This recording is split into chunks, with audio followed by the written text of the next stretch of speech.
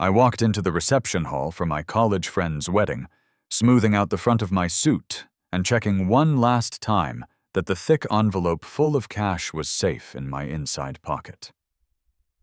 As soon as I stepped through the main doors of the banquet hall, I saw my wife, Jessica.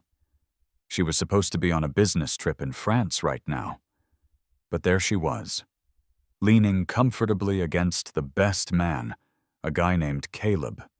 She was fixing his tie and doting on him as they went from table to table, acting like the hosts of the party. Today was my friend Sarah's wedding, not theirs. The red carpet at the entrance of the Grand Hotel rolled all the way out to the street. There was a massive arch made of pink balloons that hurt your eyes if you looked at it too long, and you could hear people laughing and cheering from a block away. I had just adjusted my own tie in the reflection of the glass doors, thinking about how I was going to make a joke to Sarah about finally tying the knot. But as soon as I walked past the check-in table, the DJ's voice boomed over the speakers, loud enough to shake the floor. "Let's give a huge round of applause for our best man, Mr. Caleb, and his beautiful guest, Ms. Jessica, as they come around for a toast." Jessica. Hearing her name hit me like a physical punch. The envelope in my hand almost slipped out of my sweaty grip. I looked where everyone else was looking, toward the side of the room near the stage. There was a woman in a custom-fitted gray suit, her hair pinned up perfectly. It was undeniably my wife. Just last night she had been cuddling in my arms, resting her head on my chest, whispering that she had to fly to Paris in the morning. She told me she'd be gone for 2 weeks. She told me not to order takeout every night and to get enough sleep. She even promised to bring me back a fancy watch. She called me Honey, the same name she'd used for 5 years. It used to sound sweet to me. Now, seeing her there, it made me feel like I was going to throw up. She had been whispering my name just hours ago, and now she was hanging off another man, lying to my face about being in another country. And she wasn't just attending, she was cradling Caleb's arm like she was protecting him. I recognized Caleb. He was a new intern at Jessica's company. She had brought him over for dinner last month, claiming he was a fresh graduate who didn't know how the industry worked and that she was just mentoring him. Looking back, I felt like an idiot for not seeing how disgusting they were together. Caleb was wearing a slim-fit white tuxedo with a smug, arrogant smile plastered on his face. And Jessica? Her smile was so wide it looked like it hurt. As she clinked glasses with guests, her hand never left Caleb's arm. If you didn't know better, you'd think they were the ones getting married. "Aren't Jessica and Caleb such a perfect match?" I heard a girl at the table next to me whisper to her friend. "I saw them shopping for watches together the other day. I bet we'll be at their wedding next." "Totally," the friend whispered back. "Jessica is so into him. I heard she even paid the security deposit on his new apartment." Those words felt like needles stabbing into my ears. I gripped the gift envelope so hard my knuckles turned white, my fingernails tearing through the thick paper. A fire started burning in my chest, and I wanted nothing more than to march over there and smash their wine glasses right in their faces. But I took a deep breath and stopped myself. I couldn't do that. Making a scene at Sarah's wedding would only humiliate me and ruin her big day.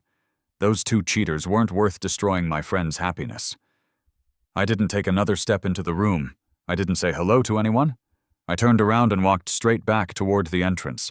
Every step I took on the carpet felt heavy, like I was walking through mud, the pain in my chest getting tighter. As I passed the reception desk, Sarah was shaking hands with a guest. When she saw me leaving, she rushed over and grabbed my arm. "Arthur? You just got here. Why are you leaving? Do you feel sick?" I forced a smile onto my face and shoved the envelope into her hand. "Something urgent came up at home. Congratulations on the wedding, Sarah. I hope you guys have a great life." I didn't dare stay a second longer. I was afraid I would lose control of my emotions. It wasn't sadness I was feeling. It was rage.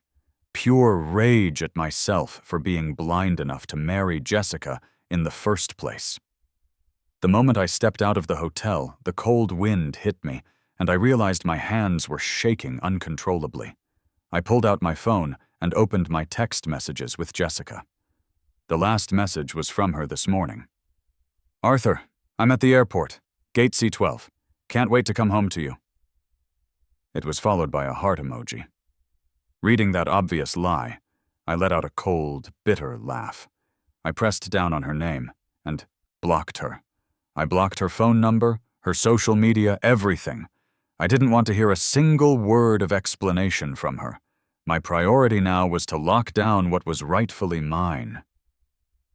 I got into the driver's seat of my car and slammed the door shut. My knuckles still ached from clenching the envelope, but my grip on the steering wheel was steady.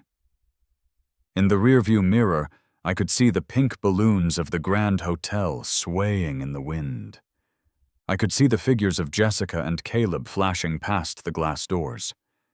The image was like a thorn in my eye, but I didn't look back a second time. This wasn't the time for crying. I had to secure my assets, and I had to do it fast. My phone buzzed in my bag. I pulled it out and saw Jessica's message from this morning still pinned at the top. I stared at the words and sneered, then swiped across the screen and dragged her number into my block list. If I was going to make a clean break, it had to be completely clean. No more chances for her to sweet-talk me.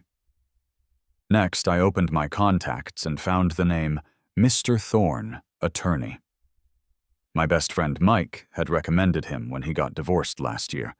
He said Mr. Thorne was a shark when it came to dividing marital assets, and could find every penny the other person tried to hide. I had saved the number just in case, never thinking I'd actually need to use it. I dialed the number. It rang 3 times before a calm, professional male voice answered. "Hello, this is Thorne." "Mr. Thorne, hello. I'm a friend of Mike's. He mentioned me to you before."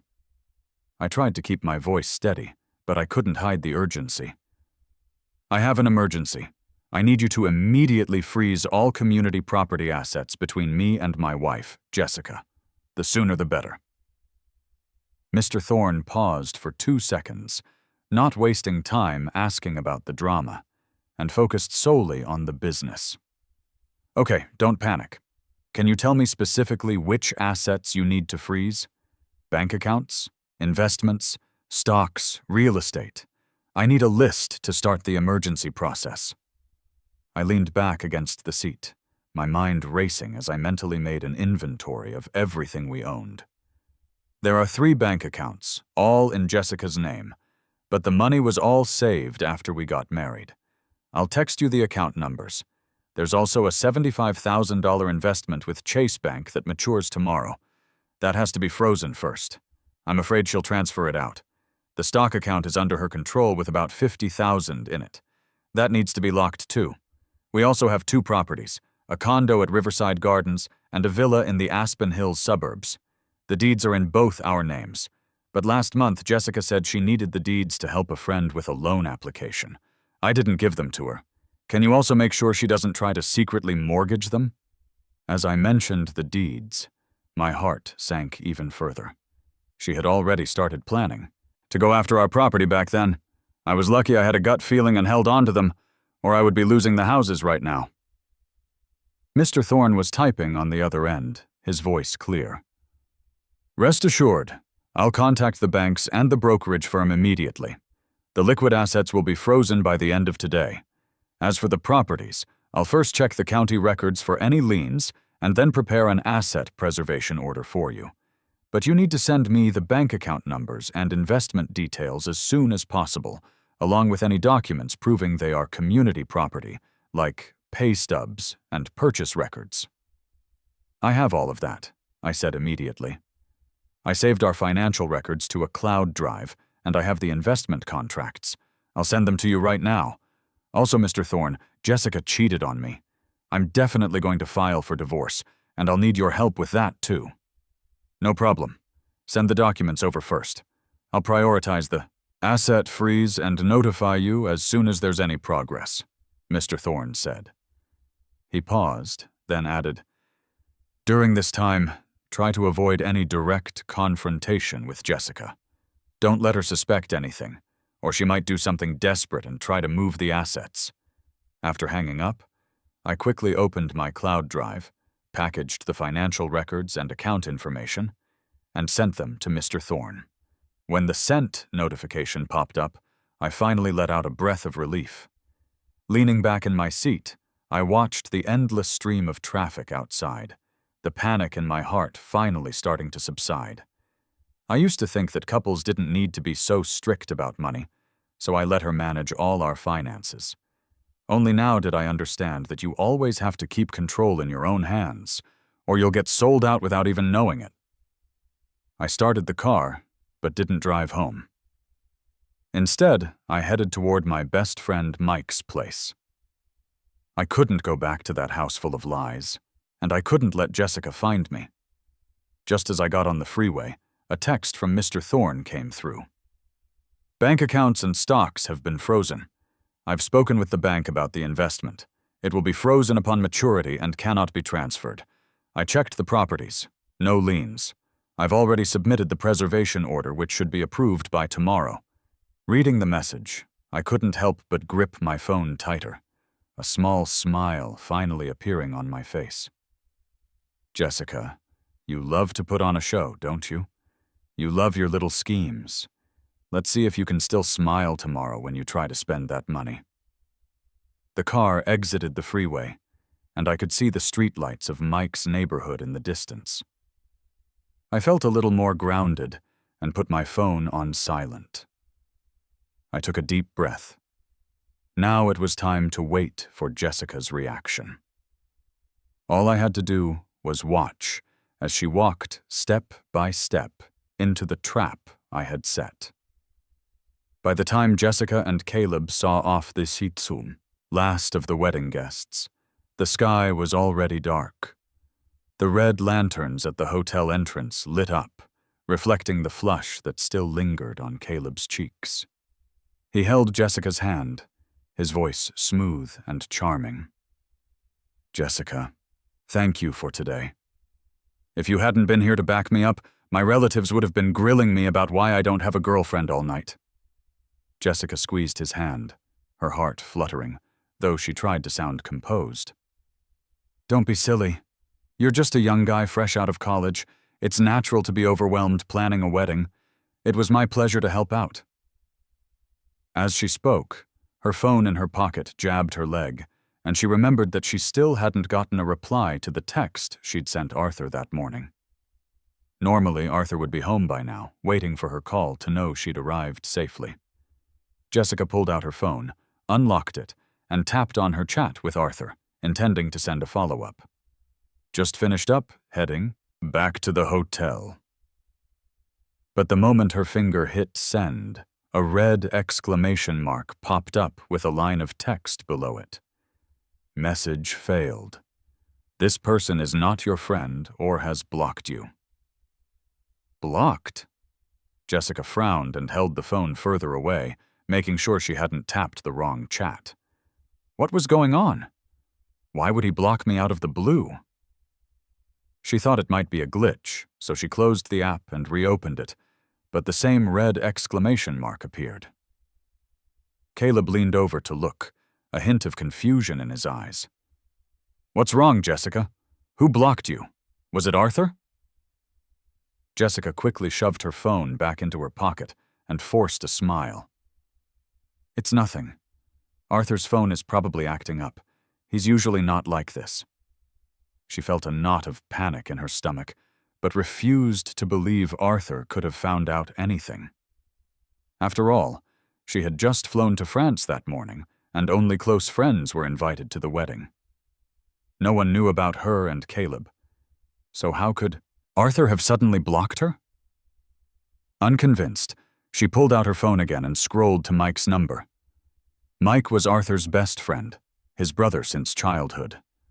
Arthur told Mike everything. Maybe she could find out where Arthur was from him.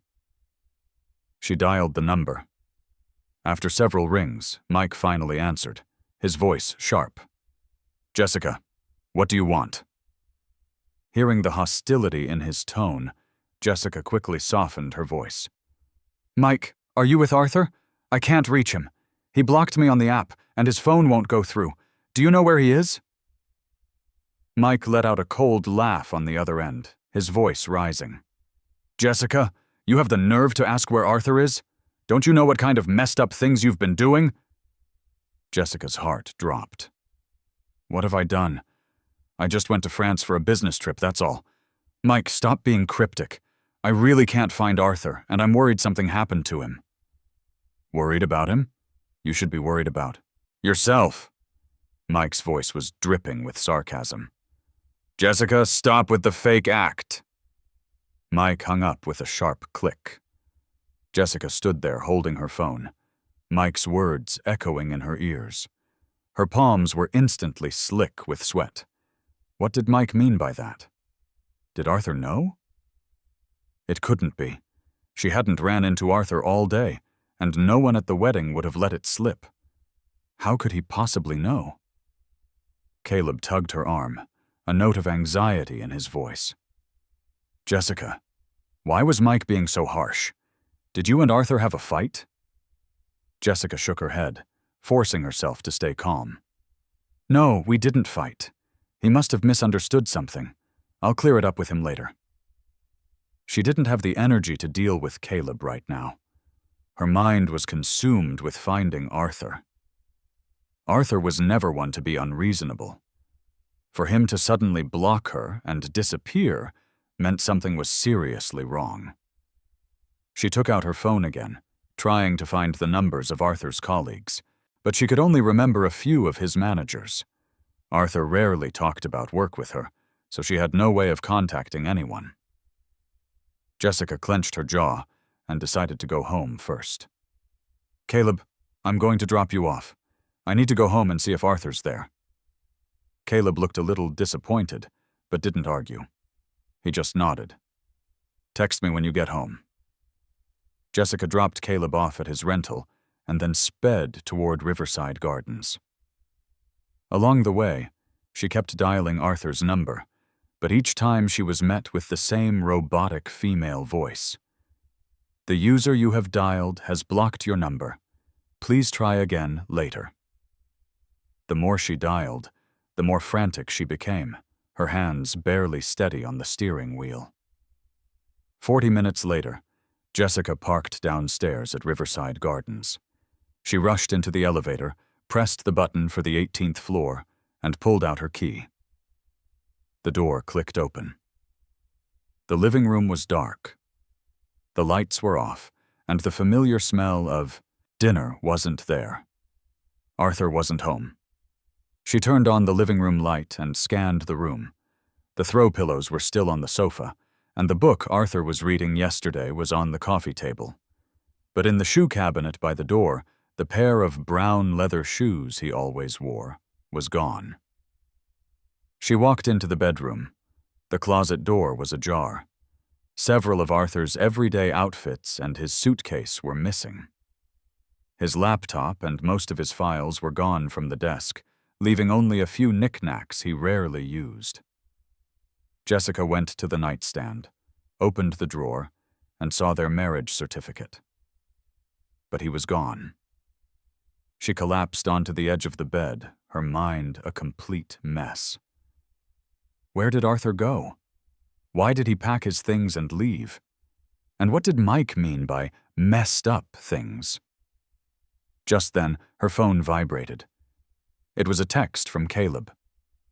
"Hey, are you home yet? Did you find Arthur?" Jessica stared at the message, her finger hovering over the screen. It took her a long time to reply. "Not yet. He probably went to a friend's house. I'll look for him tomorrow. You should get some rest. Don't worry." She didn't want Caleb to know too much. She was afraid he'd overthink things, and even more afraid that things were about to blow up. Putting her phone down, Jessica sat in the empty living room and lit a cigarette. As the smoke swirled around her, the panic in her heart grew. She suddenly remembered that when Arthur had looked at her that morning, his gaze had seemed a little different. She hadn't paid it any mind at the time, but now it was hitting her. Had Arthur already found out? Was he not at home today because he went to the wedding? The thought sent a layer of cold sweat down her back. She stubbed out the cigarette, stood up, and paced back and forth in the living room. There was nothing she could do but hope that Arthur would contact her tomorrow. But she had no idea that what awaited her was far worse than just a missing husband. Jessica stayed curled up on the sofa until dawn, still wearing yesterday's jacket. Her phone screen lit up and dimmed repeatedly with messages from Caleb. The last one had arrived half an hour ago. "Jessica, I'm waiting for you at the mall entrance. The watch store isn't busy today, so let's get there early." She sat up, rubbing her throbbing temples. Her mind was still a chaotic mess. Where on earth was Arthur? What did Mike mean? But the thought of Caleb waiting to buy his watch pushed the panic down. Arthur would come back once he cooled off anyway. It was more important to keep Caleb happy and stop him from throwing another tantrum. Jessica got up to wash her face. She smoothed out her wrinkled blouse in the mirror, sprayed on some perfume, and pinned her messy hair back. Seeing her relatively presentable reflection, she felt a little more at ease. There was no way Jessica would let things fall apart. When Arthur came back, she'd just make up an excuse. Buy him some new gadget he liked, and he'd be fine. Before leaving, she felt the Bank of America card in her wallet, and a small smile touched her lips. It held the $20,000 bonus she'd received last month. Taking out $3,000 for the watch would be perfect. Humming a tune, she went downstairs, got in her car, and drove toward the downtown bank, already planning to take Caleb out for his favorite sushi after buying the watch. The bank had only been open for half an hour, so it wasn't crowded. Jessica pushed open the door, walked straight to a teller, and placed her card on the counter, her tone as casual as if she were buying a bottle of water. "Hi, I'd like to withdraw $3,000 in cash, and can you check the balance for me?" The teller smiled up at her, took the card, swiped it through the machine, and typed a few keys. Suddenly, the smile on his face froze. He double-checked the screen before looking back up at Jessica, his voice so quiet it was as if he was afraid of startling her. "Ma'am, the balance on this card is 1 cent. "What?" Jessica thought she'd misheard. She leaned closer, her eyes fixed on the screen behind the teller. "Say that again? How much? 1 cent? Are you sure you have the right card? I just deposited a $20,000 bonus into this account last month. How could there only be a penny left?" The teller turned the monitor toward her and pointed at the number. "Ma'am, as you can see, the balance is indeed 0.01. There's no mistake. Perhaps you had a large recent expenditure that you forgot about, a transfer or a purchase." "A large expenditure? I've barely spent any money this past month." Jessica's voice shot up an octave, startling an older woman in line behind her. "Impossible. It must be a problem with your bank's system. Check it again on another machine. I'm telling you, if my money is missing, your bank is going to pay for it." The commotion drew the attention of everyone nearby. People turned to look, and some even started discreetly filming with their phones. The teller didn't argue. He patiently took her card to another machine and swiped it again. When the screen lit up, he turned it back to her. "Ma'am, it really is 0.01. Are you sure a family member didn't use your card? Your husband, perhaps?" A family member. A buzz went through Jessica's head, and the first person who came to mind was Arthur. But she had set up this account secretly, and the PIN was her birthday. How would Arthur know? Even if he was angry, he wouldn't withdraw all the money. Her hands fumbled as she pulled another card from her wallet. A Chase card. This was their joint account with over $30,000 in it. That couldn't be gone, too. She slapped the card on the counter, her hand trembling. Then check this one. This is my joint account with my husband. There's over $30,000 in it. Check it. The teller took the card. After a few keystrokes, he looked up with a hint of pity in his eyes. "Ma'am, the balance on this card is also 1 cent. Impossible! Absolutely impossible!" Jessica snatched the card back, her fingers turning white as she gripped it. She frantically rummaged through her wallet for her last card, a Wells Fargo account where she'd hidden an $8,000 slush fund as a safety net. "And this one! Check this one! If this one also has only a penny left, I'm not done with you people!" The murmurs from the crowd grew louder. Someone whispered, "Looks like her husband must have cleaned out the accounts. Maybe she got caught cheating and that's why he did it." The words floated into Jessica's ears, and her face flushed red, then pale. But she was too desperate to care about the humiliation, her eyes fixed on the teller's hands. The result was the same. The balance on the third card was also 0.01. Jessica stood frozen, her mind a complete blank. 3 cards totaling nearly $70,000. How could it all be gone overnight, leaving her with just 3 cents? She clutched the cards, her knuckles turning blue. She suddenly remembered what Mike had said about her messed up things, and Arthur packing his bags and disappearing. A terrifying thought surfaced. Was this Arthur's doing? She scrambled for her phone, her hands shaking so badly she could barely unlock it, and dialed the bank's customer service line. The moment the call connected, she screamed into the receiver, "What is wrong with your bank? All the money in my 3 accounts is gone, over $70,000, and now there's only a penny left. Is there a problem with your system? You better look into this right now or I'm filing a complaint." The customer service representative was silent for a few seconds before responding in a formulaic tone. "Ma'am, after checking our records, it appears that the 3 bank accounts under your name, as well as any associated investment accounts, were legally frozen by a court order yesterday at 3:05 p.m. The reason for the freeze was a community property preservation request. If you require further details, you may contact your spouse or the issuing court." A court freeze? Community property preservation?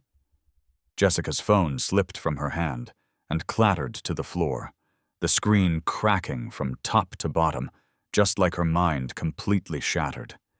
She bent down to pick it up, the cold floor against her fingertips finally bringing her back to reality. It was Arthur. Arthur had requested the freeze. He hadn't just blocked her and packed his bags. He had gone straight to the courts and frozen all their assets. The people around her were still staring, pointing and whispering. Their gazes felt like needles piercing her skin. Jessica picked up her phone and suddenly felt her legs go weak, nearly collapsing to the floor. She steadied herself against the counter, looking at the 3 useless bank cards in her hand, feeling a mix of rage and panic. How dare Arthur do this? Half of that money was hers. What right did he have to freeze it all? But panicking was useless. Her phone screen was black, unable to make calls. Her bank cards were empty, unable to withdraw a single cent. Arthur was nowhere to be found, and Mike wouldn't answer her calls. She stood in the middle of the bank lobby in her wrinkled blouse, clutching 3 worthless pieces of plastic, surrounded by judging eyes. In her 30-something years of life, she had never felt so utterly humiliated. Jessica stood in the bank lobby clutching the 3 empty cards, feeling as if all the blood had been drained from her body. She didn't even have the strength to lift her feet. The stares of the people around her felt like daggers in her back. The whispers. She must have cheated, and her husband froze her accounts. And She looks so put together, I can't believe she'd do something so sleazy. Made her ears burn. She wished the ground would swallow her whole. She scrambled to pick up her cracked phone, wiped the dust off the screen, and frantically scrolled through her contacts, finally stopping on the name Mr. Thorne, attorney. She remembered Arthur mentioning that Mike's divorce lawyer was a Mr. Thorne. Arthur must have gone to him to freeze the assets. Like a drowning woman grasping at a straw, Jessica dialed his number, her hands still trembling.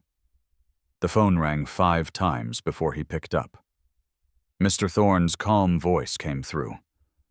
"Hello, who is this?" "Mr. Thorne, it's Jessica, Arthur Miller's wife." Jessica's voice was laced with tears, a mix of panic and urgency. "You need to tell Arthur to unfreeze my assets. That money is our community property. On what grounds can he just freeze it all? You need to contact him right now and tell him to stop this nonsense." Mr. Thorne was silent for 2 seconds, his tone as calm as if he were discussing a stranger's affairs. "Mrs. Miller, the asset freeze was a legal request made by Mr. Miller. I am simply acting on my client's instructions. If you wish to resolve this, I suggest you communicate directly with Mr. Miller. It would be inappropriate for me to interfere with my client's decisions." "I can't reach him! He blocked me!" Jessica yelled, drawing the attention of a nearby security guard. "Mr. Thorne, I'm begging you. Please just help me arrange a meeting with him. I need to talk to him. I'll agree to whatever he wants, as long as he unfreezes the assets." There was another pause on the other end. Then Mr. Thorne's voice returned. "I can pass on your request, but whether Mr. Miller agrees to meet is up to him. Please wait for news by the bank's entrance. I will contact you with an update." After hanging up, Jessica slumped onto the steps outside the bank, like a homeless person. People came and went, but no one paid her any mind. It was only then that she realized, without money, she was nothing. About half an hour later, Mr. Thorne called back. He said Arthur had agreed to meet at 2 p.m. at a cafe called Serendipity. Jessica jumped to her feet, dusted off her pants, and tried to smooth out her wrinkled blouse.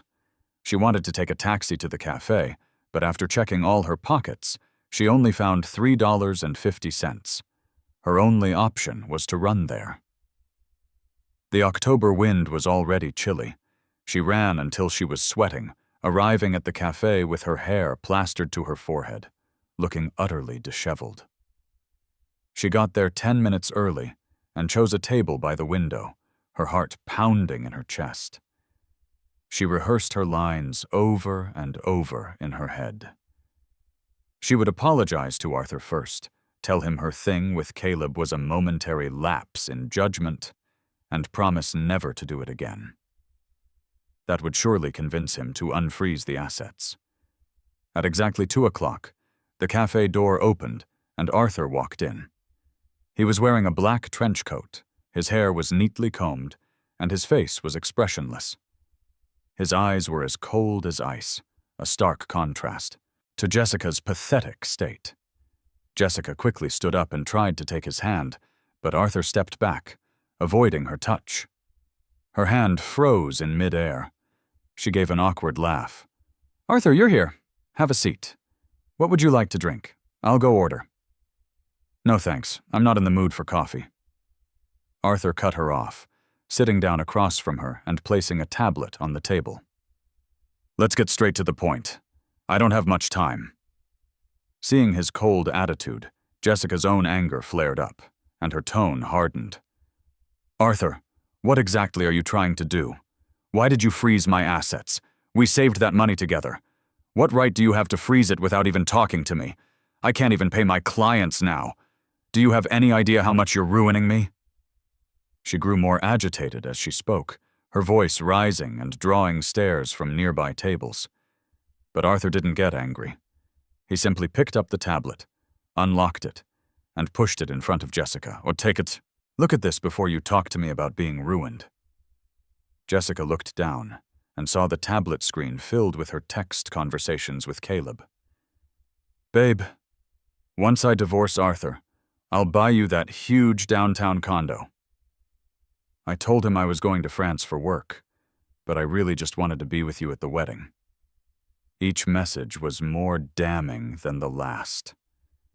Jessica's face went white, and she fumbled to close the tablet, but Arthur's hand held it in place.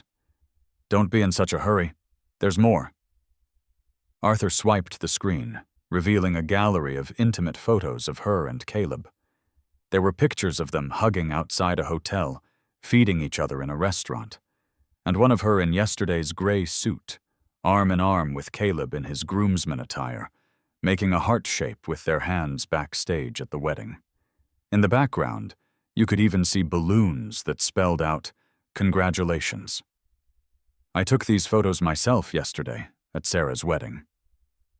Arthur's voice was flat, but his words pierced Jessica's heart like icicles. "Jessica, didn't you say you were on a business trip to France? How did you end up at Sarah's wedding making heart signs with him? Why don't you explain that to me?" Jessica's lips trembled. She wanted to say something, but no words came out. She never imagined Arthur had not only been at the wedding, but had also gathered so much evidence. She opened her mouth, finally managing to stammer, "Arthur, Caleb and I are just friends. Those photos are a misunderstanding. He forced me to send those texts." "A misunderstanding?" Arthur sneered, swiping to another screen on the tablet, this one showing the transaction history of the secret Bank of America account she'd opened. "Then what about this card you opened behind my back? Is the $20,000 bonus in it also a misunderstanding? What about you telling Caleb you were about to go buy him a watch? Was that a misunderstanding too?" Jessica's face turned, beet red like a cooked shrimp. She thought the pin for that card was her birthday. How could Arthur have known? She suddenly recalled a moment last month when she was entering her PIN, and Arthur happened to be clearing the table nearby. She hadn't thought anything of it, but now she realized he must have seen it and remembered. "Did you think I wouldn't find out about you secretly moving our assets?" Arthur continued, his voice rising enough for the people around them to hear. "You transferred our joint savings to your mother's account and told Caleb that money would all be yours someday. I have proof of everything. Jessica, you cheated on me and tried to run off with all our money. How could you be so disgusting?" The other customers had caught on, and they all started pointing and whispering at Jessica. "So, she's a cheater? Cheating and trying to steal the money? The guy did the right thing. She should be left with nothing. He must have been blind to marry her." Jessica hung, her head lower and lower, wishing she could disappear into the floor. She wanted to defend herself, but with the evidence right in front of her, anything she said would be a lie. She looked up, her eyes red and pleading. "Arthur, I was wrong. I was so wrong. I've already broken things off with Caleb. I'll never see him again. Please just unfreeze the assets and let's go home and be a family again, okay? I promise I'll be good to you from now on. I'll never lie to you again." "Go home?" Arthur looked at her, his eyes filled with contempt. "When you were all over Caleb at the wedding, did you think about home? When you were planning your future with him, did you think about our home? Now that you're broke, you want to come home to me? Jessica, it's too late." With that, Arthur picked up his tablet and bag, stood up, and walked out of the cafe. Jessica tried to follow him, but was stopped by Mr. Thorne, who had just arrived. Mr. Thorne looked at her, his tone stern. "Mrs. Miller, Mr. Miller has made himself perfectly clear. If you want to retain any shred of dignity, stop harassing him. Otherwise, the upcoming divorce proceedings will only be more unfavorable for you." Jessica stood frozen, watching Arthur's back disappear through the door as the whispers around her continued. She suddenly felt her strength leave her, and she collapsed into her chair, the tears finally starting to fall. Jessica left the cafe and wandered down the street as the autumn wind sent leaves spiraling at her feet. She felt completely drained. The cracked screen of her phone in her hand, Arthur's icy stare, the damning text messages on the tablet, and the judgmental looks from the other customers all churned in her mind, making her so agitated she wanted to scream. Just then, her phone vibrated in her pocket. The name Caleb lit up the screen. Seeing his name only made her more annoyed. She couldn't even take care of herself right now, let alone worry about Caleb's watch, but she didn't dare ignore the call, afraid he'd cause a scene and make things even worse. She took a deep breath, answered the phone, and tried to sound normal. "Hello, Caleb? Jessica, where are you?" Caleb's magnetic voice came through the phone, tinged with impatience. "I've been waiting at the mall entrance for almost an hour. The clerk at the watch store said there's only one of the new models left. If you don't get here soon, someone else is going to buy it." Jessica's heart sank. She stopped walking and quickly made an excuse. "Caleb, I'm so sorry. Something urgent came up at work. A client needed last-minute changes to a proposal, so I can't get away. Can we buy the watch another day?" She huddled by the side of the road as she spoke, terrified a passerby might overhear her desperate situation. "Urgent? What's more important than me?" Caleb's voice grew louder, clearly upset. "Jessica, do you even care about me at all? You said you wanted to marry me, buy me a big house, and now you can't even afford one watch." His whining was getting on her nerves, but she was afraid he'd make a scene over the phone. She had to give in. Okay, don't cry. I'm on my way now. Wait for me at the mall entrance and don't wander off." She hung up and looked at the $3.50 in her hand with a bitter laugh. She didn't even have enough money for a taxi. She had to run all the way to the mall.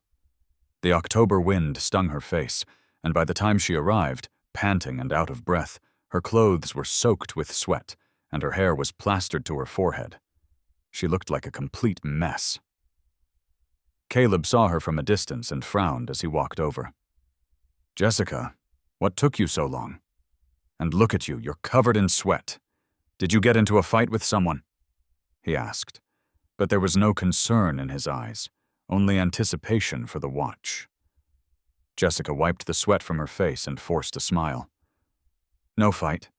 I just ran here because I didn't want to keep you waiting." She couldn't tell him she couldn't afford a taxi, and she definitely couldn't tell him her assets were frozen. Caleb grabbed her arm and pulled her into the mall. "Come on, let's go. I just asked the clerk, and that watch with the diamond chips is still there. It's gorgeous. It'll look so classy on me."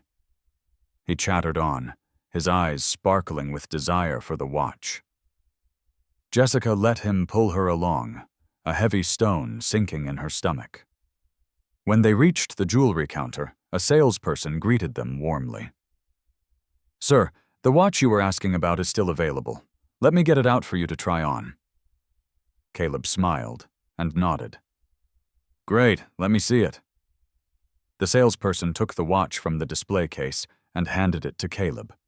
It was a silver timepiece with a ring of tiny diamonds around the face, glittering under the lights. Caleb immediately put it on his wrist, admiring it in the mirror from every angle, before turning to Jessica. "Jessica, what do you think? Does it look good?" Jessica squeezed out a smile. "It looks great. It really suits you." The salesperson chimed in. "Ma'am, your boyfriend looks so handsome in that watch. It's on sale right now for just $2,800. It's a great deal." $2,800. Jessica's stomach dropped, and the color drained from her face. She didn't have a penny to her name. How was she supposed to pay for this? Caleb didn't notice her expression. "Jessica, I'll take this one. Go ahead and pay for it." Jessica's hand tightened around the useless bank card in her pocket, and sweat beaded on her forehead again. "Caleb, this watch, maybe we should pass? It's a little expensive." Let's look at some others. The smile on Caleb's face vanished. He turned to her, his eyes wide with disbelief. Expensive? Jessica, are you kidding me? You got a $20,000 bonus last month and you're saying a watch that costs less than $3,000 is expensive? You just don't want to buy it for me, do you? The other salespeople and customers turned to look. Jessica's face burned with humiliation. She grabbed Caleb and pulled him toward a quiet corner of the mall. Caleb, don't make a scene. I need to talk to you. Once they were in the corner, Caleb yanked his arm away, his voice angry. Talk about what? Tell me, why won't you buy me the watch? Have you changed your mind about us? Jessica sighed and lowered her voice. It's not that I don't want to buy it for you. I don't have any money right now. My bank accounts have been frozen. All my assets are locked up. I can't withdraw a single cent. What? Caleb's eyes widened, unable to believe what he was hearing. Frozen? How could they be frozen? Was it Arthur? Why would he freeze your assets? It's because he misunderstood things between us, Jessica said quickly, shifting the blame to Arthur. He heard about us from somewhere, got angry, and froze everything. There's nothing I can do, right now. Caleb frowned, his tone full of resentment. Misunderstood? We are together. What right does he have to freeze your assets? What about our wedding? The house? You promised you'd buy me a huge downtown condo, and now you can't even afford a watch? Were you just lying to me all along? Jessica was speechless. All she could say was, Don't worry. Once I work things out with Arthur and he unfreezes the assets, we'll have our wedding and buy our house, okay? Wait? How long do I have to wait? Caleb's voice rose again. I've already waited 6 months for you, Jessica. If you really want to be with me, you need to divorce Arthur right now and get your assets back. Otherwise, we're done. Fine, then we're done. Jessica's temper flared. She was already furious, and Caleb's pushing was the last straw. You think I wanted this to happen? Do you even like me? Or do you just like my money? Her outburst stunned Caleb into silence for a moment before he retorted, Jessica, how could you say that to me? With that, Caleb turned and ran off. Jessica started to go after him but stopped. In her current state, what could she even say if she caught up to him? She stood in the corner of the mall, watching Caleb's retreating figure, feeling a mixture of anger and regret. She had thought Caleb genuinely liked her, but it turned out he was only interested in her money. Now Arthur was divorcing her, and Caleb had stormed out on her. She was truly alone, and had nothing left. Jessica stood in the corner of the mall for nearly half an hour. The autumn wind gusted through the open glass doors, sending a chill down her spine. She felt the useless bank cards in her pocket and looked at the notification on her phone showing that Caleb had blocked her again. It finally sank in that she had nowhere to go. At a dead end, she suddenly remembered she still had several custom gowns and some jewelry in the Riverside Gardens condo. Even without cash, she could sell those things for some living expenses. She gritted her teeth, found a friend who lived nearby, and borrowed $200 in their electric scooter, then hurried toward the condo. The scooter ride was bumpy, and the wind whipped at her face, making it sting. When she arrived at the entrance to Riverside Gardens, she parked the scooter on the side of the road and ran toward the building. But just as she reached the entrance, she saw a white notice posted on the wall next to the main door.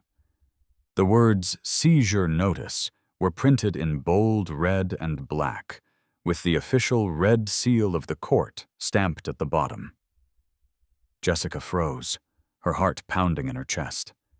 She rushed forward, her trembling fingers tracing the words on the notice. In the matter of asset preservation between the petitioner Arthur Miller and the respondent Jessica Miller, and in accordance with Article 104 of the Civil Procedure Law, the property located at 1801 Riverside Gardens is hereby seized. During the Satsang, Seizure period. Any sale, mortgage, lease, or use of the property is prohibited. Violators will be prosecuted to the fullest extent of the law. Seized? Jessica's voice trembled as she repeated Arthur's name over and over. How dare he? I own half of this condo. How can he get it seized on his own? Furious, she reached out to tear the notice down, but was stopped by a building security guard on patrol. Ma'am, what are you doing? That's a court-ordered seizure notice. You can't tear it down. I'm the owner of this unit, Jessica yelled, her eyes red as she pushed the guard away. This is my home. I can tear it down if I want to. The guard quickly restrained her and pulled a photocopy from his pocket. Ma'am, look, this is the assistance of execution notice the court gave us. It clearly states that no one is allowed to enter during the seizure period, and the notice cannot be damaged. If you don't believe me, you can call the court to verify. Jessica snatched the paper. The content was identical to the notice, right down to the court's contact information. She stared at the words, her fingers gripping the paper so tightly the edges crumpled. She knew this time she really couldn't go back. What about my things? Jessica's voice softened, a pleading tone creeping in. I have some gowns and jewelry inside. They're very important to me. Can you just let me in to get them? Just for a few minutes. I'll be right out. The guard shook his head, his tone apologetic but firm. Ma'am, it's not that we don't want to help, but the court has rules. No one can go in. If it's really an emergency, you'll have to contact the person who filed the seizure and have them petition the court. Jessica's heart sank. Contact Arthur? He had her blocked completely. He would never help her. She suddenly remembered the villa in Aspen Hills. She and Arthur had bought it last year for their retirement. They rarely went there. Maybe it hadn't been seized yet? The thought ignited a flicker of hope. She threw the paper on the ground, turned, and ran back to the scooter. It was over an hour's ride to the suburbs. Jessica drove as fast as she could, the cold wind catching in her throat and making her cough. All the way there, she kept telling herself that the villa was so remote, Arthur must have forgotten about it. Even if he hadn't, the court couldn't have seized it that quickly. If she could just get her things from inside, she could sell them for enough money to get by. But when she arrived at the entrance to the Aspen Hills community, her last sliver of hope was extinguished. The villa's iron gate not only had the same seizure notice as the condo, but it was also secured with a silver seal lock, the words "Municipal Court" clearly visible on it. Jessica got off the scooter and stumbled toward the gate, grabbing the bars and shaking them violently. "Open up! I'm the owner! Let me in!" A security guard heard the commotion and came out of the guardhouse. "Ma'am, please stop shaking the gate. This property has been seized by the court. You can't go in." "Why?" Jessica screamed, tears welling in her eyes.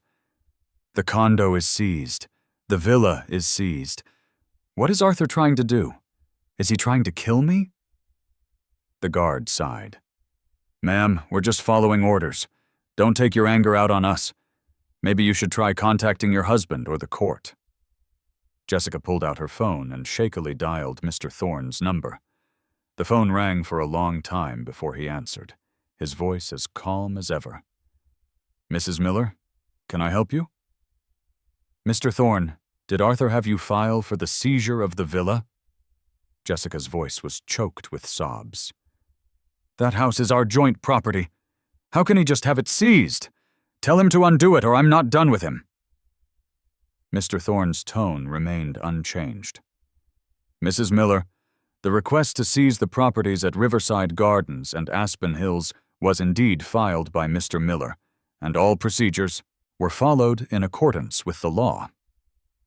According to the Civil Code, during a marriage, if one party engages in actions that seriously harm the interests of community property, such as hiding, transferring, selling, or destroying assets, the other party has the right to request a division of property and apply for preservation.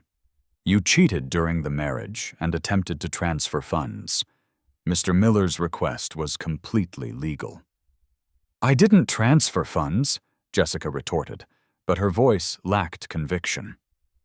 The secret Bank of America account you opened, as well as the $80,000 you attempted to transfer to your mother, serve as evidence, Mr. Thorne stated coolly. Furthermore, I must remind you not to attempt to break the seal or force entry during the seizure period. Doing so constitutes obstruction of civil proceedings, which can result in fines or even detention. I suggest you consider the consequences carefully. Jessica clutched her phone, speechless. She knew Mr. Thorne was telling the truth. No matter how much she protested now, she couldn't change the fact that the houses were seized. After hanging up, she leaned against the iron gate, staring at the shuttered windows of the villa, and suddenly felt the world spin. She remembered when she and Arthur were renovating the villa. He had smiled and said he wanted to plant the yard full of roses, and she had taken his hand and told him she'd love whatever he chose. Now those beautiful memories were just a bitter irony. At that very moment, Arthur was in his office, talking to Mr. Thorne on the phone. Mr. Thorne, is the seizure paperwork for both properties complete? Arthur's voice was steady, betraying no emotion. It's all done. The court has sent assistance of execution notices to both property management offices. Jessica won't be able to get in, Mr. Thorne confirmed. I also checked, and there are no liens on either property, so the division process should be straightforward. Good. Arthur took a sip of warm water from his desk. I want her to know that the price of betraying me isn't just being broke. It's having nowhere to live. I want to cut off all her escape routes. Mr. Miller, rest assured, as long as she doesn't cause any more trouble, the divorce and property division will proceed smoothly, Mr. Thorne said, then added, however, she might be desperate now and could try to find you. I know, Arthur said, his eyes fixed on his computer. All I want now is to get this divorce over with and start a new life. After hanging up, Arthur opened his laptop and got back to work. He didn't have time to dwell on the pain of the past. He knew that the only way to truly escape the damage Jessica had caused was to move forward. Meanwhile, Jessica was still shivering in the cold wind outside the villa. She scrolled through her phone's contact list but couldn't find a single person who could help her. She finally understood. She had single-handedly destroyed her marriage and her life. The fact that she now had nothing was exactly what she deserved. Jessica huddled in the cold wind outside the villa until the middle of the night. Her lips turned purple from the cold, and when she couldn't take it anymore, she rode the borrowed scooter back toward the city. She couldn't bring herself to go to a friend's house. She had always put on a generous front with them. Showing up now in this pathetic state was too humiliating. In the end, she spent half the night curled up in a 24-hour internet cafe. The mix of cigarette smoke and instant noodle fumes was so overwhelming she couldn't sleep. Her clothes were covered in dust and wrinkled like a dish rag. As soon as dawn broke, she left. She only had $150 left from the money her friend had lent her after paying $50 for the internet cafe. She washed her face in a public restroom and stared at her reflection in the mirror. Hair disheveled, dark circles under her eyes. A bitter taste filled her mouth. She, Jessica, had never stepped out looking anything less than glamorous. Now she had become the very person she used to look down on. She took out her phone and scrolled through her contacts, her finger once again stopping on Arthur's name. Even though she knew he had blocked her, begging Arthur was the only option she could think of. She remembered that Arthur's office was in the Sterling Tower and that he arrived at 9 every morning. She she decided to wait for him downstairs. If she could just get Arthur to soften up, even enough to unfreeze a few $1,000s so she could eat and rent a room, that would be enough. Jessica returned the scooter to her friend, and with the remaining $150 in her pocket, started walking toward the Sterling Tower. It was a 2.5-mile walk from the internet cafe. It took her over an hour, and by the time she arrived, it was 8:45 a.m. The sidewalks were already bustling with people heading to work. She hid behind a planter near the entrance, trying to stay in the shadows to avoid being recognized. At 8:58, a black car pulled up, and Arthur got out of the passenger side. He was dressed in a sharp, dark gray business suit, his hair impeccably styled. His expression was calm as he carried a sleek briefcase. Compared to the other office workers, he looked exceptionally polished and professional. Jessica's heart leaped into her throat. She took a deep breath and rushed forward. She stopped a few feet away from him, her voice choked with tears. "Arthur, wait!" Arthur heard her and stopped. When he turned and saw it was Jessica, his brow furrowed in disgust. "Jessica? What are you doing here? Didn't I tell you not to bother me again?" Several office workers had noticed the commotion and slowed down to watch. Jessica didn't care about the embarrassment. She took a step closer, reaching for his hand, but he recoiled, avoiding her touch. Her hand froze awkwardly in mid-air. She pulled it back, her voice even quieter. "Arthur, I know I was wrong. I really, really know I was wrong. Please, just forgive me this one time, okay?" "Forgive you?" Arthur sneered, his voice icy. "Forgive you for what? For lying about a business trip to France while you were off at a wedding with Caleb? For secretly moving our community property to buy him watches and houses? Or for treating me like an idiot and lying to me for so long?" Jessica's face flushed crimson, and she hung her head lower. "I've already broken things off with Caleb. I have, really. I'll never see him again. Can we just go home? Go back to how things were? I promise I'll never do it again." "Go home?" Arthur glanced at the onlookers, raising his voice so everyone could hear. "Which home? The Riverside Gardens condo is seized. The Aspen Hills villa is seized. Do you want me to go back to the internet cafe with you? Or maybe under a bridge? Jessica, when you were getting cozy with Caleb, did you ever stop to think this day would come?" The murmurs from the crowd grew louder. Someone took out their phone to take a picture. Another person whispered, "This woman is shameless. Cheating and then begging for forgiveness? Director Miller has been through enough. Good thing he's not falling for it. A woman like that deserves to be left with nothing."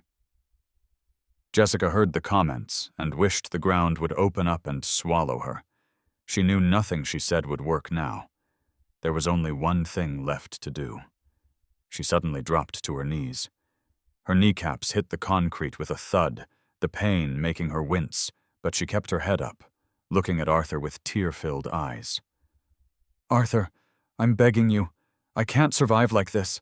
I haven't had a place to stay or a proper meal in days. I don't even have a change of clothes. Please just have some pity on me. Unfreeze just a little bit of money so I can live, okay? If you help me, I'll do anything." Arthur looked down at Jessica kneeling on the ground, but he felt nothing. Only deep, cutting contempt. He had seen her commanding a boardroom, seen her lying with a straight face, but he had never seen her like this. So pathetic, so utterly spineless.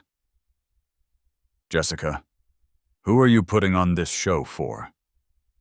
Arthur's voice was devoid of warmth. "When you were cheating, did you think about whether you could survive? When you were moving our assets, did you think about how I would react? You brought this on yourself. It has nothing to do with me." He paused, then continued. "And don't talk to me about pity. Do you deserve pity? If you did, you wouldn't have been whispering sweet nothings to Caleb behind my back. You wouldn't have tried to give him our joint savings. And you wouldn't have let me see you two being intimate at a wedding. The only one who deserves pity here is me, the person you lied to for 5 years, the person who treated you like family." Jessica knelt on the ground, tears streaming down, her face mumbling over and over. "Arthur, I was wrong. I was so wrong. Just give me one more chance. Just one." Just then, a security guard from the Sterling Tower ran over and respectfully addressed Arthur. "Director Miller, are you all right? Should we remove her?" Arthur nodded, his tone firm. "Get her out of here. She's disrupting the building's business. And if she ever dares to cause a scene here again, call the police immediately. You don't need to ask me first." "Yes, Director Miller." The guard acknowledged, then moved to pull Jessica up. "Ma'am, please get up and come with us. Stop harassing Director Miller." Jessica struggled, trying to grab Arthur's pant leg, but the guard held her firmly. She watched Arthur turn and walk into the building, shouting after him, "Arthur, don't go! I know I was wrong! Just give me one more chance!" But Arthur never looked back, disappearing through the entrance. The guards dragged Jessica into a nearby alley and warned her, "Ma'am, don't come back here and cause trouble again, or we will call the police." Then they turned and left. After his blow-up with Jessica, Caleb stewed at home for 2 days, getting angrier by the minute. He was convinced Jessica was just making excuses not to buy him the watch, using the frozen assets story to trick him. Then, on the 3rd day at lunch, he went with some co-workers to the Grand Hotel, the same place where the wedding had been. As they passed the front desk, he overheard 2 receptionists talking. "Remember that guy Caleb from the wedding a few days ago? I heard his rich girlfriend, Jessica, never even paid the deposit for the reception." "Seriously? That suit she was wearing looked expensive. How could she not pay the deposit?" "Tell me about it. Finance just told me all of Jessica's bank accounts are frozen, and even her houses were seized by the court. She's completely broke now. I bet Caleb got played." "Broke? Bank accounts frozen? Houses seized?" The words hit Caleb like a thunderbolt. The iced tea in his hand slipped and crashed to the floor, splashing everywhere. His co-worker jumped. "Caleb, what's wrong? Are you okay?" But Caleb ignored him. He lunged toward the front desk, grabbing one of the receptionists by the arm, his voice trembling. "What did you just say? Jessica's bank accounts are frozen? Her houses were seized? Is that true?" The receptionist winced in pain. "Sir, I was just chatting with my colleague. I don't know the specifics." "You don't know? Your finance department knows, right? Go ask them. Go ask them now," Caleb roared, drawing stares from other guests. His co-worker quickly pulled him away, whispering, "Caleb, don't make a scene. Let's talk outside." But Caleb wasn't listening. All he could think about was that Jessica was broke and he had been scammed. He'd got with Jessica because she was rich and could buy him designer brands and a house. Now that she was broke, his dream was shattered. He shook off his co-worker, pulled out his phone, and dialed Jessica's number. He'd blocked her after their fight, but quickly unblocked her now. It took 3 tries before she answered, her voice weak and tired. "Hello? Jessica, tell me the truth. Are your bank accounts frozen? Are your houses seized? Have you been broke this whole time?" Caleb screamed into the phone, tears welling in his eyes. Jessica was stunned that he knew. She hesitated, her tone evasive. "Caleb, who told you that? It's just a rumor. Don't believe it." "A rumor? Everyone at the Grand Hotel is saying it. You didn't even pay the wedding deposit and you still have the nerve to deny it?" Caleb's voice grew louder. "Jessica, you lied to me. You're not some rich girl. You're just broke. You were just using me." His yelling finally got to Jessica, and her own temper flared. "Yes, I'm broke. My accounts are frozen and my houses are seized. So what? You were only with me for my money, weren't you? Now that I'm broke, You turn on me? You're no better than I am! Jessica slammed the phone down. Caleb stood there clutching his phone, shaking with rage. He looked around at the Grand Hotel. This was the place where he had dreamed of a happy future. And now it was the stage for his humiliation. The more he thought about it, the angrier he got. He suddenly stormed into the center of the lobby, grabbed a water glass from a nearby table, and smashed it on the floor. "Jessica, get out here!" he yelled. "You lied to me, you used me, and now you're hiding. If you don't come out here and give me an explanation today, I'll tell everyone about your affair and how you cheated on your husband. I'll ruin you." The guests in the lobby were all drawn to the commotion, many pulling out their phones to record. The hotel manager rushed over. "Mr. Caleb, please calm down. We can talk in my office. Please don't disturb the other guests." "What office? I'm saying it right here." Caleb shoved the manager's hand away, his voice even louder. "Jessica cheated on her husband, tricked me into being with her, and lied about being rich. She couldn't even pay for a wedding deposit. She's a fraud. Don't let her fool any of you." Just then, Jessica rushed into the lobby. The hotel staff had called her, telling her Caleb was causing a scene. Afraid of things escalating, she had to come. The moment she entered, she saw Caleb making a spectacle of himself in the center of the lobby, surrounded by people filming him. Her face instantly turned beet red. "Caleb, stop it! Come with me!" Jessica ran over and tried to pull him away, but Caleb shoved her off, pointing a finger in her face. "Jessica, you have the nerve to show your face. You're going to compensate me today. Either you give me $15,000 for my emotional distress, or you divorce Arthur and give me half his assets. Otherwise, I'll come here every day and make sure you can never show your face in public again." $15,000? Half the assets? Jessica laughed in disbelief. "I don't even have $10 right now. How am I supposed to give you $15,000? Arthur and I are finished. Why would he ever give you his assets? Caleb, stop dreaming!" "I don't care." Caleb lunged at her, grabbing her clothes. "You have to give me the money. If you don't, I'll go to your office. I'll go to your parents' house, and I'll make sure everyone knows what a liar you are." His grip was painful, and Jessica's anger boiled over. She shoved him back hard. "Go ahead. You think I'm scared of you? I've already lost everything. What do I have to lose? If you have the guts, go make a scene." Caleb stared at Jessica's furious expression, and then at the judging eyes of the crowd. He suddenly choked up. It was only then that he realized he hadn't just been played for a fool. He had become a public laughingstock. The manager pleaded with Jessica. "Mrs. Miller, please, you need to get him out of here. This isn't good for anyone." Jessica looked at Caleb, feeling a mix of anger and frustration, but she knew she had no choice. She said coldly, "Are you coming or not? If you don't, I'm leaving you here." Caleb knew there was no point in continuing. He followed Jessica out of the hotel. The moment they were outside, Caleb turned and ran off. Jessica stood there watching his retreating back, then looked at the people still filming from the hotel entrance. She felt like her life had completely fallen apart. Caught cheating, assets frozen, houses seized, and now her lover had turned on her. She was like a stray dog with nowhere to go. After leaving the Grand Hotel, Jessica wandered the streets like a ghost for hours. The autumn wind whipped fallen leaves against her legs, but she was too numb to care.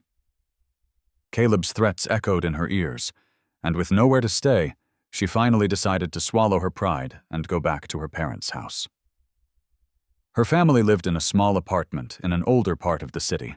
After getting married, Jessica had rarely come back. She found the place too small and felt that living in a luxury condo with Arthur gave her more status. Now she stood downstairs, head down, looking up at the light shining from the third-floor window. After a long hesitation, she finally went up. "Knock, knock, knock." Her mother's voice came from inside.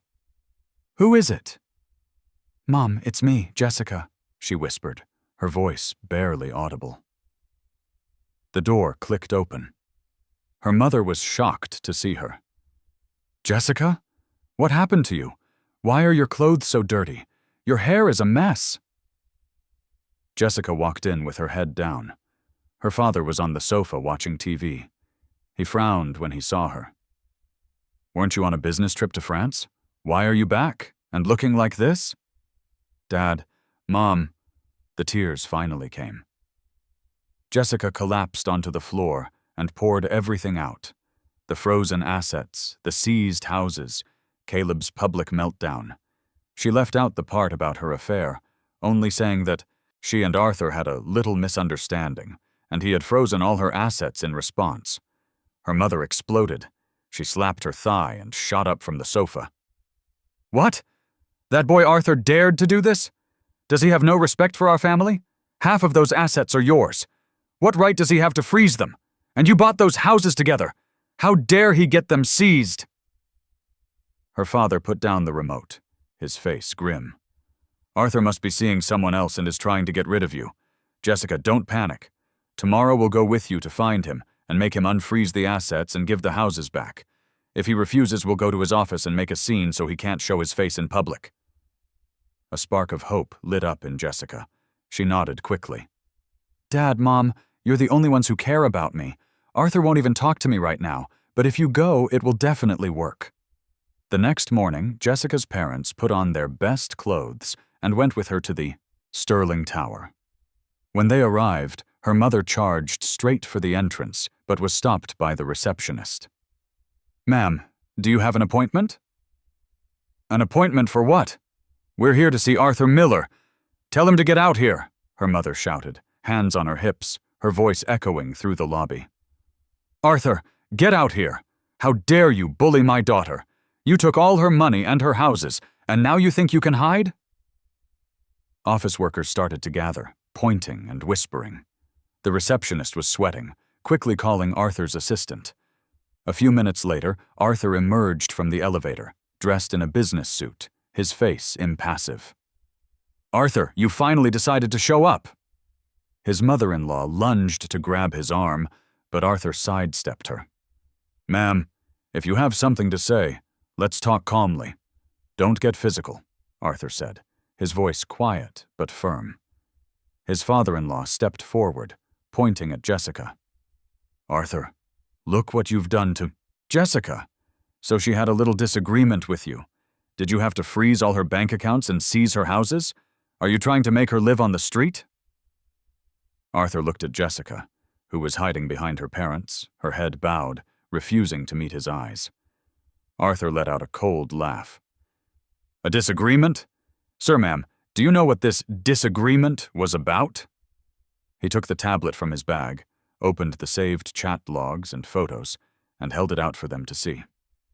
"See for yourselves. Your daughter said she was going to France for work, but she was actually at a wedding with a man named Caleb.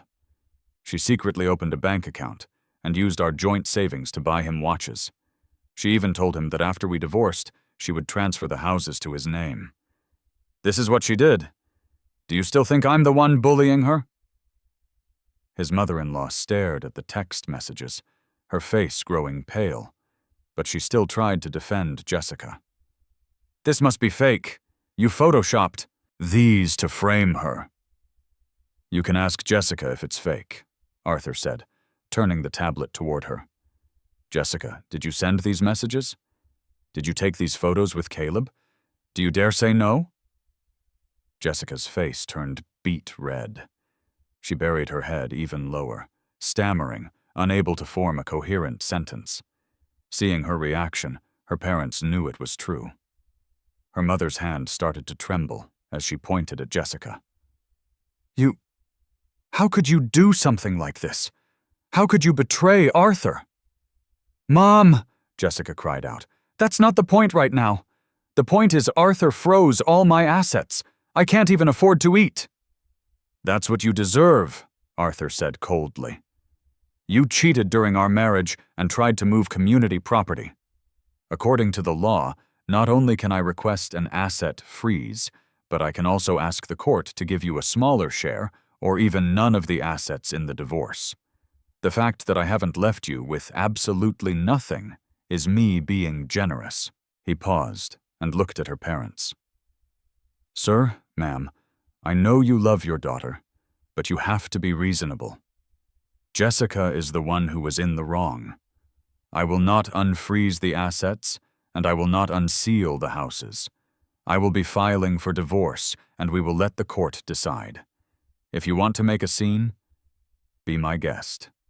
But in the end, the only person who will be humiliated is Jessica, and by extension, your family." People in the crowd were nodding in agreement. Someone whispered, "The director is right. His wife was the one who cheated. These parents are just enabling her even when she's clearly in the wrong." Jessica's parents' faces turned from red to white. Utterly humiliated, they grabbed Jessica and stormed out. As they reached the lobby doors, her mother turned and shot Arthur a glare. "Arthur, you just wait! This isn't over!" Arthur ignored them and walked back to his office. Sitting back in his chair, he took a sip of water. His in-laws' outburst hadn't rattled him. It had only strengthened his resolve to divorce. He took out his phone and sent a text to Mr. Thorne. "Mr. Thorne, please prepare the divorce petition as soon as possible. I want to get this to court quickly." Meanwhile, Jessica was dragged out of the building by her parents. Once they were outside, her father glared at her. "You are such a disappointment. You destroyed a perfectly good family. Now look at you. Arthur is divorcing you and you're going to end up with nothing." Jessica covered her face, the tears streaming down again.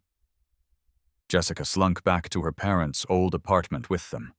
The moment they were inside, her mother sat on the sofa and started crying, while her father crouched by the door, chain smoking. No one spoke to her. She huddled in a corner and pulled out her phone to message Caleb, only to find that he had blocked her long ago. After their fight at the Grand Hotel, Caleb had not only blocked her on all her messaging apps, but had also deleted her number. Undeterred, she borrowed her mother's phone and sent Caleb a text from an unknown number. "Caleb, it's Jessica. I know I was wrong. Can we talk? I have a way to get money, and I'll split it with you." She knew Caleb was greedy. Money was the only bait that would work. Less than 10 minutes later, he replied, "Fine, we can talk. You pick the place. No tricks." Jessica quickly texted back, "The gazebo in Central Park at 3 p.m. She was afraid he would cause another public scene, so she chose a secluded spot. At 2:30 p.m., Jessica arrived at the gazebo clutching the $50 her mother had given her. She was wearing an old jacket and faded pants, a shadow of her former self. At exactly 3:00 p.m., Caleb showed up. He was dressed in a designer jacket and recoiled when he saw Jessica's shabby appearance. "What are you wearing? Didn't you say you had a way to get money? Where is it?" Jessica quickly pulled him down to sit, her voice low. "Caleb, be patient. I have a plan. Arthur is divorcing me, right? If you help me by telling the court that Arthur cheated first and that I was driven to it, then the judge will have to give me a fair share of the assets. I'll get the money, and I'll give you $30,000. How does that sound?" Caleb sneered. "Do you think I'm an idiot? Arthur has proof that you cheated. What am I supposed to tell the court?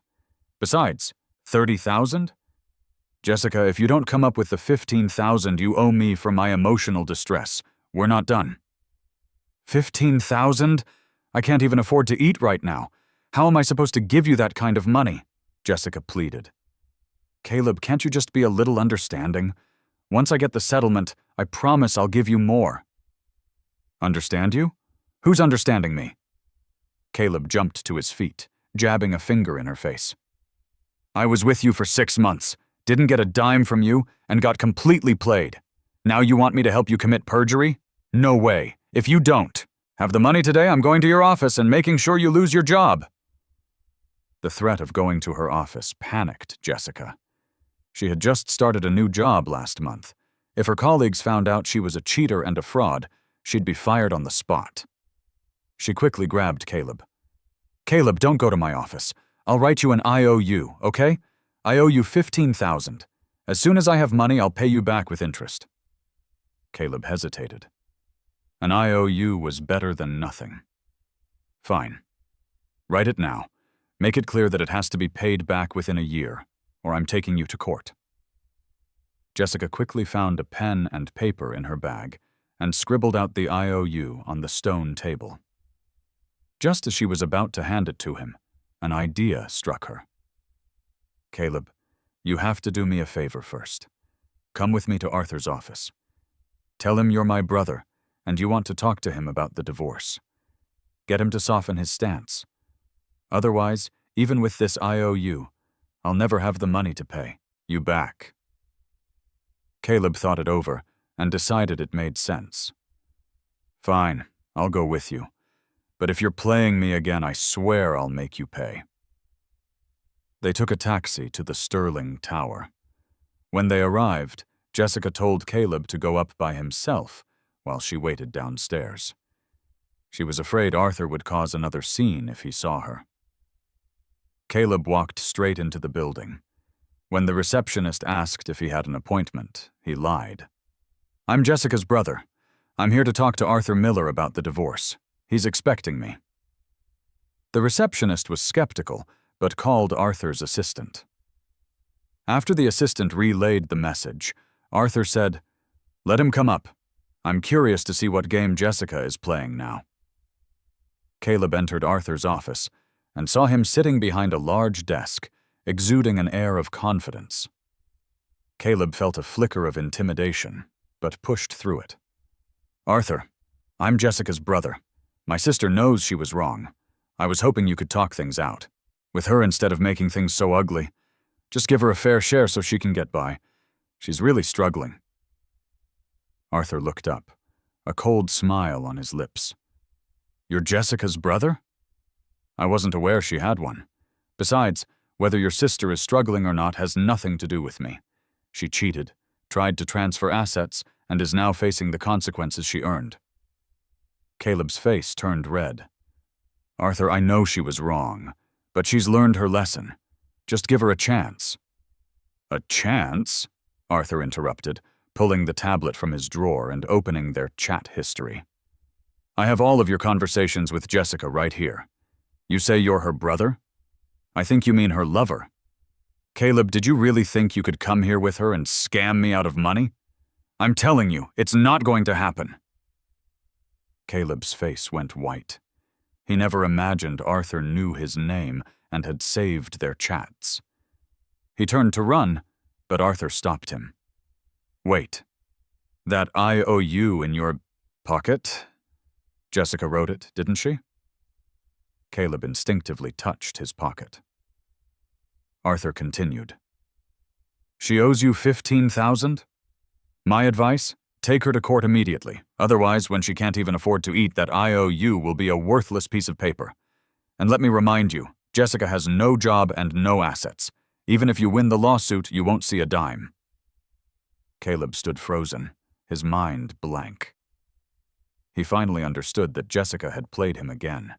She never intended to pay him back. She was just using him to try and manipulate Arthur.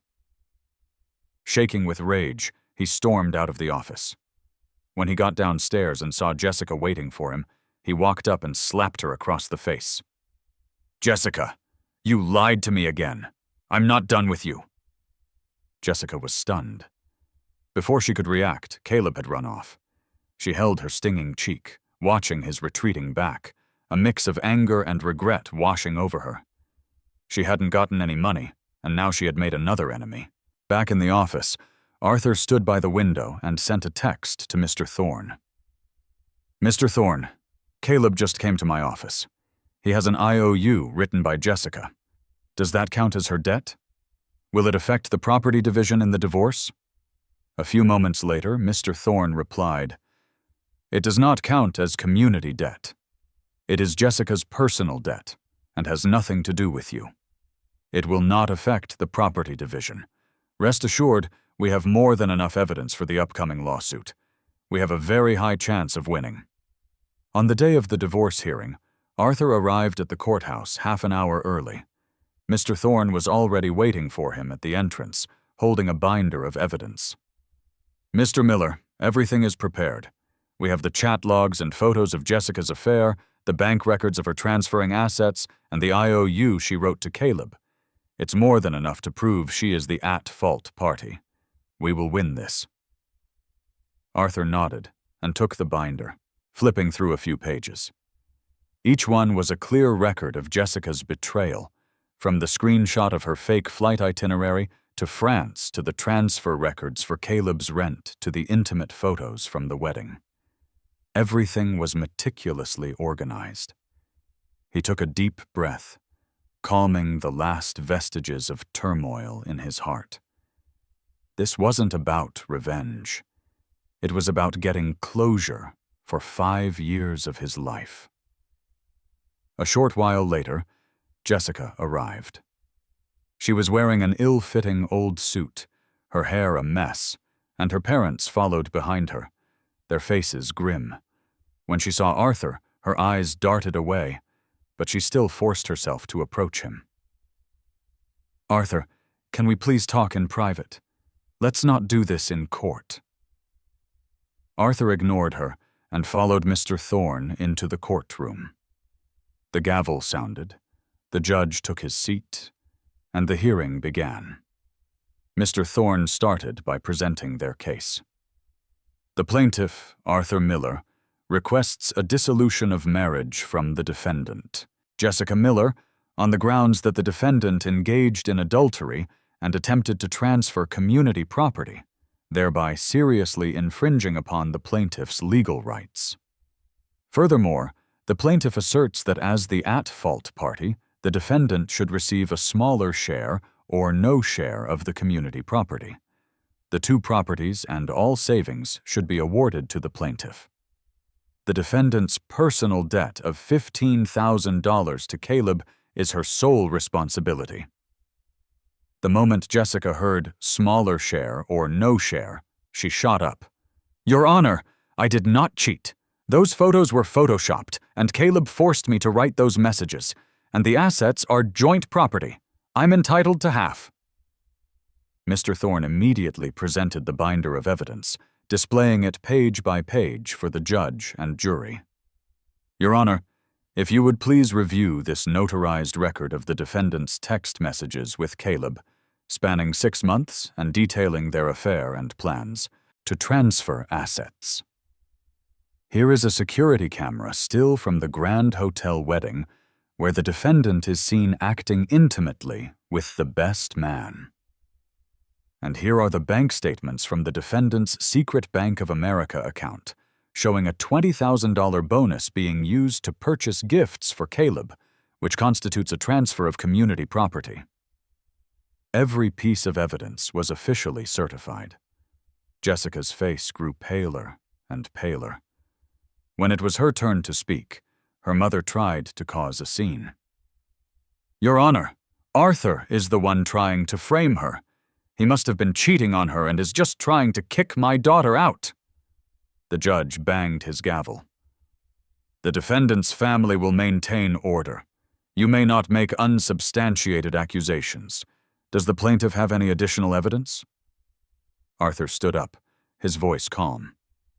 "Your Honor, I have one more piece of evidence. The defendant attempted to mortgage our Riverside Gardens condo, but the plaintiff discovered this and stopped it, which a witness from property management can confirm. Furthermore, throughout our marriage, the defendant consistently hid her financial status from me and even reported the supplementary credit card I gave her as lost, proving her premeditated intent to transfer assets." Jessica's confidence completely evaporated. She slumped into her seat, mumbling, "I didn't mean to. It was just a moment of weakness." The hearing continued into the afternoon.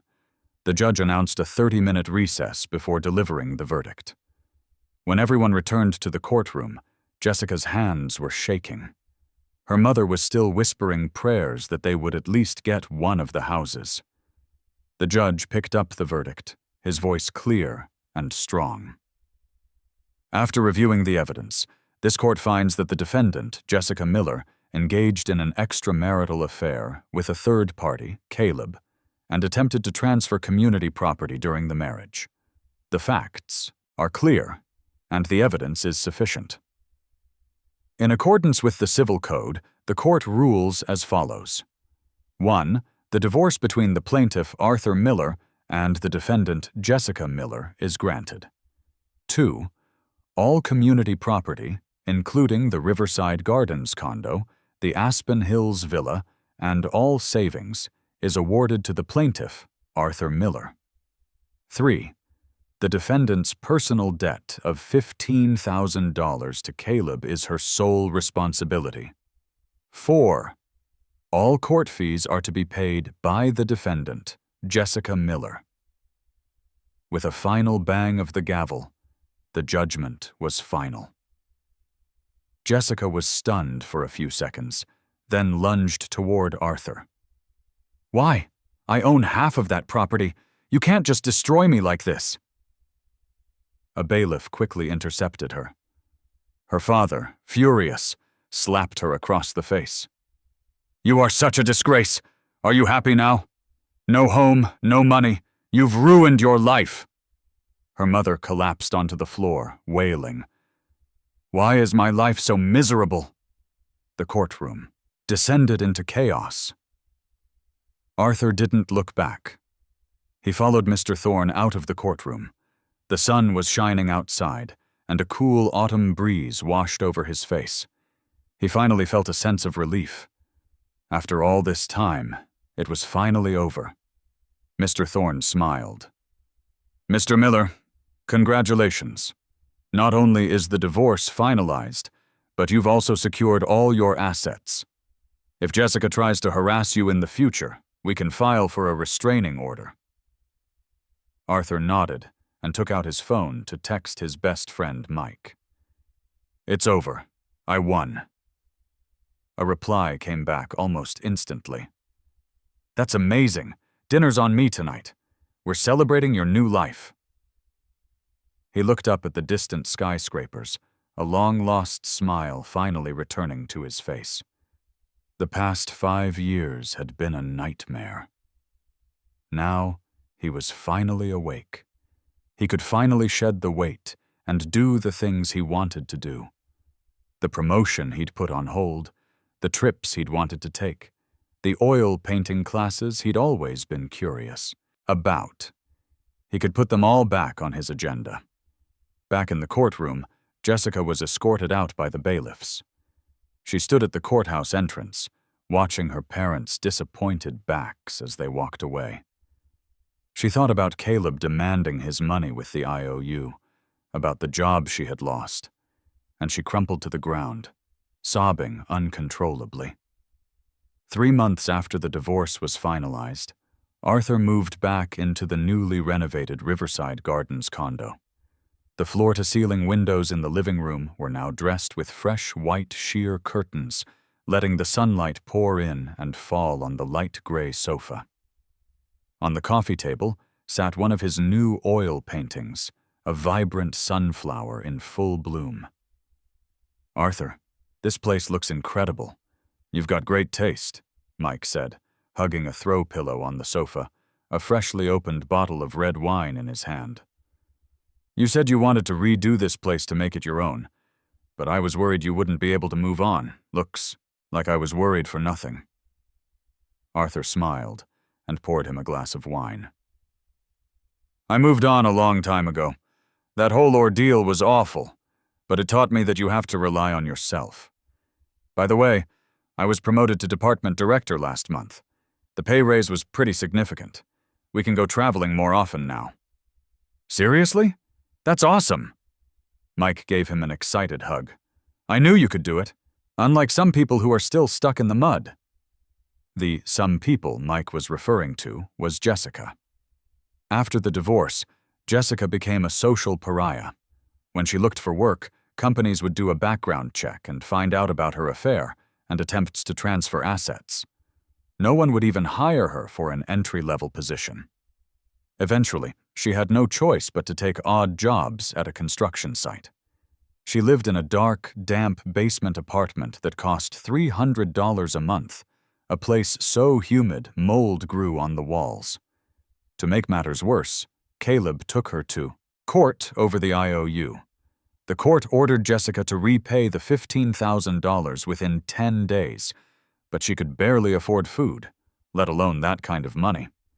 She ended up on a list of delinquent debtors, which restricted her from any high-end spending, including taking trains or staying in hotels. Her parents couldn't handle the downfall and yelled at her every day. Her father wanted nothing to do with her, and she and her mother fought every time they saw each other. One day, Jessica injured her leg at the construction site and asked her parents to take her to the hospital. Her mother's only response was, "You made your bed, now lie in it. Don't bother us." That night, Jessica limped down the street and saw a commercial playing on a massive screen in a shopping plaza. It was an interview with Arthur, the new director at his company. He was dressed in a sharp suit, speaking with confidence and poise, his eyes shining with ambition. She stood there watching for a long time, the tears finally falling. She remembered how Arthur used to leave a light on for her when she worked late, how he would cook her stomach-soothing porridge, how he had supported every decision she ever made. And what did she do? She took his kindness for granted and threw his trust away.